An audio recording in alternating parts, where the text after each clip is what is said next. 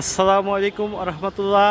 আপনারা যারা এই ভিডিওটি দেখছেন তাদেরকে পরিচয় করে দিতে যাচ্ছি ঢাকার মোহাম্মদপুরে অবস্থিত ঐতিহাসিক পুরাকীর্তি মোগল আমলে নির্মিত একটি মসজিদ, যেটা সাত মসজিদ নামে পরিচিত। এই মসজিদটি 4টি মিনার সহ 3টি গম্বুজের কারণে মসজিদের নাম হয়েছে সাত মসজিদ। এই মসজিদটি মুঘল আমলের অন্যতম নিদর্শন।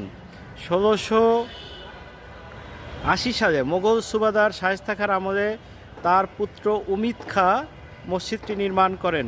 মসজিদটি লালবাগ দুর্গ মসজিদ এবং খাজা আম্বর মসজিদের সাথে সাদৃশ্যপূর্ণ রয়েছে। এটির অবস্থান ঢাকার মোহাম্মদপুরে।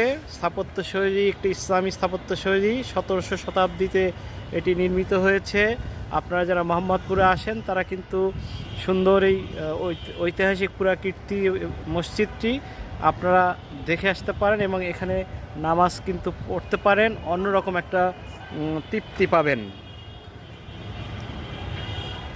তো এই ছিল সাত মসজিদের বৃত্তান্ত। আপনারা ভালো থাকুন। আল্লাহ হাফেজ।